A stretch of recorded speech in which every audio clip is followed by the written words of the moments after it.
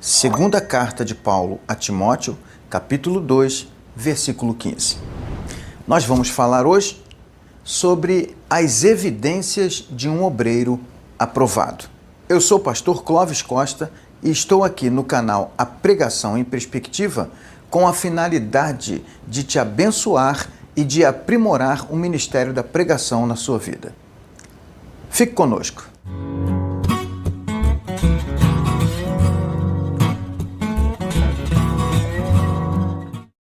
E aí, pessoal, tudo tranquilo? Pois bem, antes de iniciarmos a exposição breve deste versículo que nós lemos, eu quero me dirigir a todos vocês, mas especialmente aos alunos do nosso curso intensivão de pregação expositiva, com duas perguntas. A primeira é como você identifica o tipo de pregação que estamos trazendo hoje, tá? A pregação de hoje é uma pregação textual, temática ou expositiva? Em segundo lugar, eu gostaria que você identificasse e me respondesse como eu identifiquei a ideia central do versículo 15 do capítulo 2 da segunda carta de Paulo a Timóteo. Então fica aí essas duas perguntas para você que está assistindo o vídeo, mais especialmente para os alunos do nosso curso. Qual o tipo de sermão ou pregação e como eu identifiquei a ideia central deste sermão? Ok? Responda nos comentários que eu vou mandar um coraçãozinho ou um joinha para você. Muito bem. A ideia central do texto ou do versículo que nós lemos é simplesmente que o apóstolo Paulo está mandando Timóteo apresentar-se a Deus como um obreiro aprovado. Mas, obviamente, Paulo está falando com Timóteo como se fala com um pastor, porque Timóteo era pastor da igreja na cidade de Éfeso. Assim sendo, em suas palavras, ele apresenta duas evidências ou características de um obreiro aprovado. A primeira é que ele seja um obreiro que não tem do que se envergonhar. Isso diz respeito ao testemunho do obreiro, ao testemunho do homem ou da mulher de Deus que se dispõe a estar servindo na obra de Deus. Não ter do que se envergonhar tem implicações muito maiores e mais profundas do que não trazer vergonha para si mesmo, mas não trazer vergonha para o Senhor. Por quê? Porque uma vez que você pertence a Jesus, tudo o que se refere a você também se refere ao teu Senhor. Assim sendo, se você faz alguma coisa que poderia causar vergonha a você, você deve se preocupar antes em se isso que você está fazendo, ou falando, ou até pensando e desejando, não está envergonhando aquele a quem você pertence. Porque o apóstolo Paulo, no início do versículo, quando ele fala para Timóteo apresentar-se, essa apresentação é a Deus. Portanto, é como se Paulo estivesse lembrando Timóteo de a quem ele deve se reportar. A partir dali, tudo o que Paulo fala é para que Timóteo ouça e entenda que diz respeito ao Senhor e não a ele próprio. Então, uma vez que Timóteo se apresenta diante de Deus aprovado, as condições desta aprovação estão intimamente ligadas ao seu testemunho.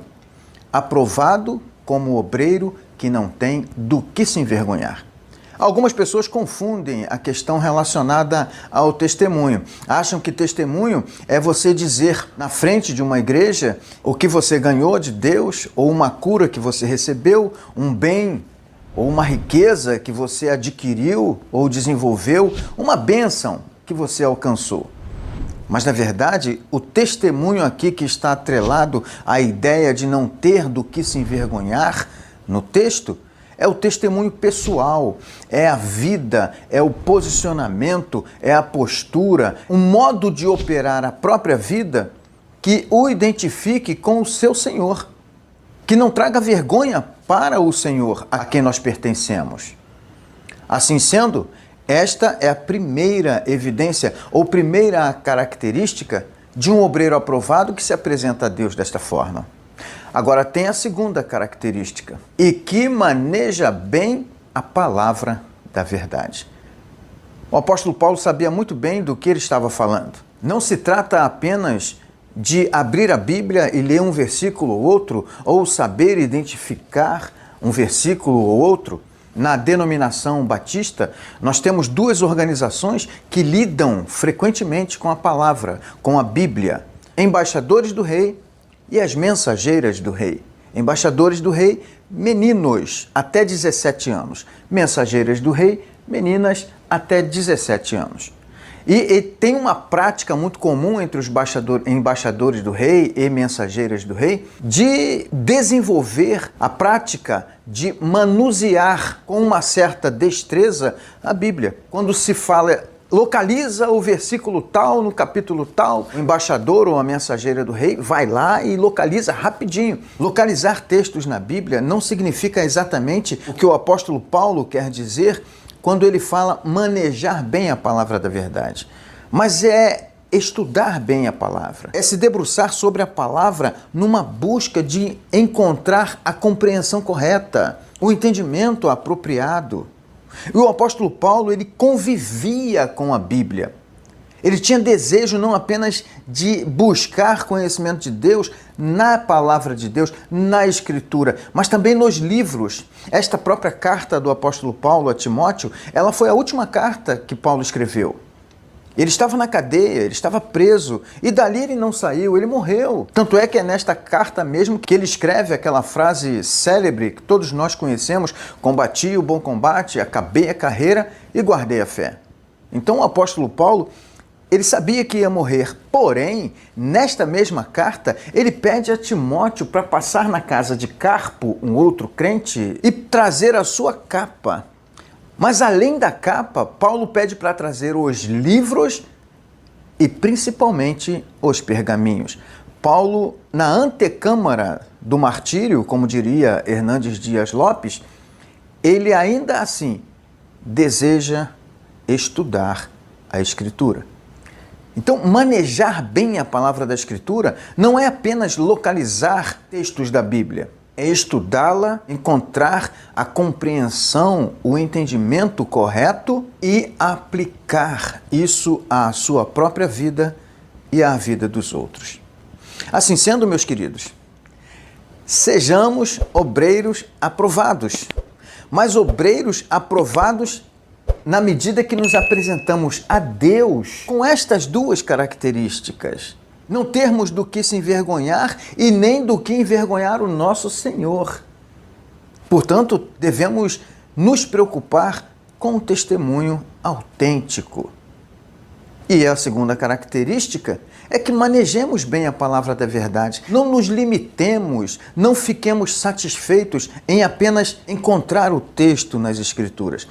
Vamos estudar as Escrituras. Vamos buscar entender a compreensão correta. E não apenas isso, mas aplicá-la em nossas vidas. E aplicando nas nossas vidas, nós teremos até condições de dar um melhor testemunho. Então, aos nossos alunos e aos inscritos do canal, de um modo geral, fica aí a pergunta. Responda nos comentários. Que modelo de sermão é esse? Textual, temático ou expositivo? E como eu descobri a ideia central desse texto? Um grande abraço. Graça e paz, Deus te abençoe e receba o meu ósculo santo. Até o próximo vídeo.